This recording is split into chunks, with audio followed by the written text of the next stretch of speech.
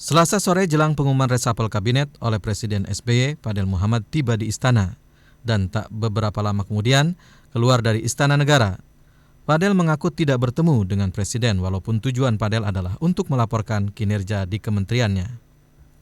Saat memberikan penjelasan kepada wartawan, Fadel terlihat terburu-buru dan kebingungan. Fadel menjelaskan bahwa dirinya rela keluar dari kabinet dan akan tetap bekerja penuh di dalam atau di luar. Namun sebagai manusia biasa, dirinya tetap kecewa. Pada jam 3.30 menit, jam 3:30 sore, saya ditelepon oleh Pak Sudi Silalahi, Menseknek mengatakan bahwa saya tetap oleh Presiden tetap di Menteri Kelautan Perikanan. Maka saya langsung panggil rapat semua, staf saya eselon 1 rapat buat persiapan rapat kerja dengan DPR yang rencananya akan malam ini kita laksanakan, dan persiapan saya untuk mengikuti kunjungan kerja Bapak Presiden ke Lombok. Saya siapkan semuanya karena saya kan harus mempersiapkan program jangan sampai dengan Malaysia ini kan. Kapal-kapal kita ditahan di Malaysia, kapal Malaysia ditahan di kita. Saya sudah bicara dengan Pak Menlu mengatur semuanya. Ya, tiba-tiba jam 8 kurang 5, 10 Bapak Sudi telepon terus, oh ini kalau ada surat dari terus maaf saya dipanggil Presiden. Saya bilang ya nggak apa-apa, saya nggak tahu apa. Saya nggak tahu apa-apa. Sebagai manusia biasa, saya kecewa. Manusia biasa saya kecewa. Dan sebagai seorang Islam, orang Muslim, saya merasa ya seperti didalimi gitu. Teka-teki pun terjawab saat Presiden SBY mengumumkan perombakan kabinetnya. Fadel Muhammad diganti koleganya di Golkar, Sarip Cicip Sutarjo, yang juga merupakan anggota Komite Ekonomi Nasional. Sementara Fadel Muhammad ke Istana Negara, istrinya Hanah Fadel Muhammad Selasa sore masih hadir sebagai narasumber di sebuah acara di Metro TV di Jakarta. Saat itu Hanah menjelaskan dirinya sebagai istri Menteri Kelautan dan Perikanan.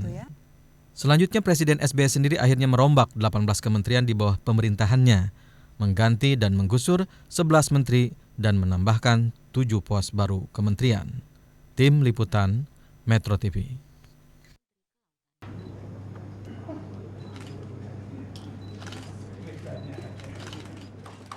Ada pemandangan berbeda dalam serah terima jabatan antara Menteri Perumahan Rakyat Suharso Mono Arfa kepada Jan Faris di kantor Kementerian Perumahan Rakyat Jakarta Rabu siang.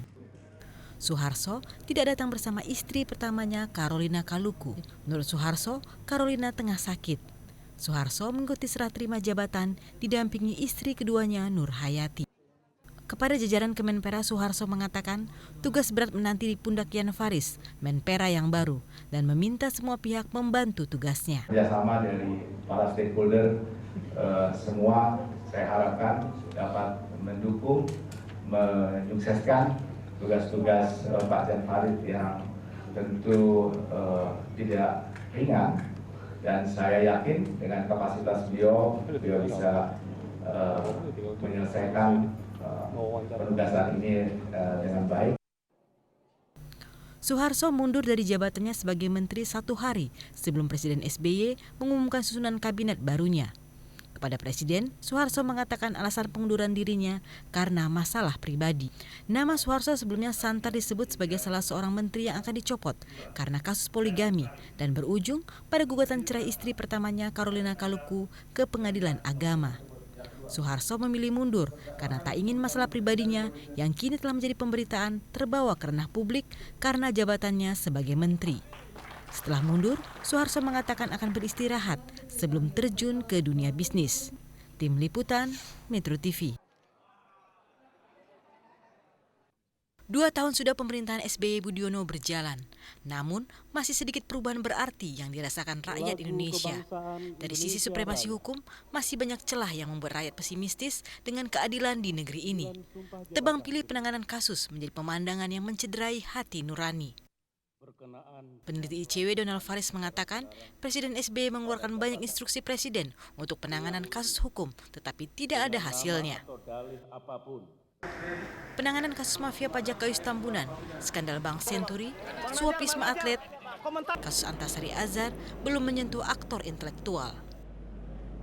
Masih melihat penutusan kasus Gayus tidak tuntas hingga pemberi suap, tidak tuntas hingga oknum petinggi di kepolisian yang memberikan uang, membuka blokir rekening kepada Gayus. Kita belum melihat bagaimana aktor intelektual kasus Senturi belum terjerat di dalam proses hukum saat ini. Dan kemudian justru yang terbanyak negara kita diwarnai dengan banyaknya aktor-aktor baru pelaku tindak pidana korupsi yang begitu heboh di publik dan penuntasannya justru menjadi gagap kita lihat. Tak hanya gagap dalam supremasi hukum, pemerintah juga tidak efektif mengelola APBN. Ekonom Didik Jair Habini mengatakan anggaran lebih banyak dilepaskan kepada pasar politik dan bukan untuk kepentingan publik, seperti pembangunan jalan, pelabuhan, dan irigasi. Aktivitas anggaran ini tergolong buruk. Karena apa? Karena tidak ada strategi induk yang mengarahkan pada fokus apa anggaran itu dipakai, tetapi dilepaskan kepada pasar politik yang carut marut dengan pencabikan di level birokrasi, di level komisi, parlemen, dan seterusnya. Dan anggaran itu habis untuk membiayai birokrasi yang gemuk. Hasil audit Badan Pemeriksa Keuangan BPK tahun 2003 hingga semester 1 tahun 2011 menemukan dana negara menguap sebesar 33,66 triliun rupiah. Khusus semester pertama tahun 2011, BPK menemukan kerugian negara mencapai 7,7 triliun rupiah atas 3.463 kasus temuan. Selain itu, terdapat ketidakhematan, ketidakefisienan, dan ketidakefektifan sebanyak 7.967 kasus senilai 18,96 triliun rupiah. Total nilai kerugian negara itu 3 kali lipat kerugian negara dalam kasus bailout Bank Senturi. Dan semua kebocoran anggaran itu terjadi di saat Presiden SBY dan Wakil Presiden Budiono memimpin negara ini. Tim Liputan, Metro TV.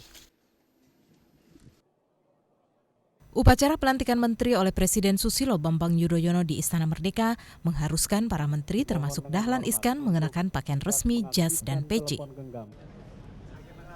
Namun usai pelantikan, Dahlan Iskan pun menanggalkan jasnya dan tampil dengan gaya khasnya kemeja putih dengan lengan yang digulung.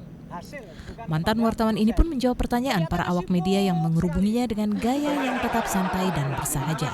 Gaya santainya tak berubah setelah dilantik dan sertijab di Kementerian BUMN. Bos Jawa Post Group yang masih menjabat Dirut PLN ini pun minta dipanggil dengan nama depannya saja. Sebagai Menteri BUMN yang baru, Dahlan Iskan menjelaskan target 100 hari pertamanya di Kementerian BUMN tetap dengan gayanya yang santai. Semenjak memimpin PLN, Dahlan Iskan membuat sejumlah gebrakan, diantaranya bebas biarpet se-Indonesia dalam kurun 6 bulan dan gerakan sejuta sambungan. Impian Dahlan ingin membangun PLTS di 100 pulau pada tahun 2011. Namun impian itu belum terwujud. Dahlan yang telah menjalani transplantasi hati karena serosis, kini harus menangani tidak saja PLN, tapi badan usaha milik negara lain untuk kesejahteraan rakyat Indonesia. Tim Liputan, Metro TV. Itu prinsipnya, tapi pelaksanaannya seperti apa nanti saya akan rundingkan dengan Wakil Menteri. Saya persilahkan saudara-saudara mengucapkan sumpah. Di antara para menteri dan wakil menteri yang dilantik Presiden Susilo Bambang Yudhoyono di Istana Merdeka Rabu kemarin, penampilan Wakil Menteri ESDM Wijayono Parto-Widakdo terlihat berbeda. Meski berpakaian rapih, tapi wakil menteri ini membiarkan rambutnya panjang. Gaya nyentrik Wakil Menteri ESDM ini mungkin tidak akan bertahan lama. Wijayono mengaku rambut panjangnya karena dia belum sempat memotong pendek rambutnya sebelum pelantikan. Udah panjang saya ingat ya saya cukur, kalau belum ingat ya nggak dicukur. Tapi nggak sempat untuk nyukur apa ya saat pelantikan Pak? Oh ini kemarin nggak sempet aja. Nanti minggu depan kalau saudara lihat saya rambutnya udah rada pendek. Oke Pak. Terima kasih. Sebelum dilantik sebagai Wakil Menteri ESDM, Wijayono Parto-Widakdo yang lahir di Magelang tahun 1951 adalah guru besar Institut Teknologi Bandung. Wijayono pun pernah menjabat sebagai Ketua Pasca Sarjana Studi Pembangunan ITB dan Ketua Kelompok Keahlian Pemboran Produksi serta Manajemen Migas Fakultas Ilmu Kebumian dan Teknologi Mineral Bandung. Tim Liputan, Metro TV. Bapak ada niat untuk mau nyukur rambut atau gimana nih Pak? Karena dunia itu nggak ada yang mesti harus kita pertahankan. Jangankan jabatan, ya kan, nyawa pun juga bisa diambil setiap saat. Masih sering digulirkan di arena media massa yang dianggap sebagai rekayasa penyelesaian kasus Bank Senturi dan rekayasa kasus Saudara Antasari. Saya berharap tuntaskanlah penyelesaian masalah ini dan jelaskan segamblang-gamblangnya kepada rakyat. Benarkah ada rekayasanya? Bicaralah para penegak hukum. Kita memerlukan kebenaran dan kejelasan. Oleh karena itu, para penegak hukum mesti berbicara, melakukan tugasnya dengan baik, dan bersama-sama mencegah berkembangnya sakwasangka di negeri ini. Kalau sedih sih enggak ya, cuman sayang aja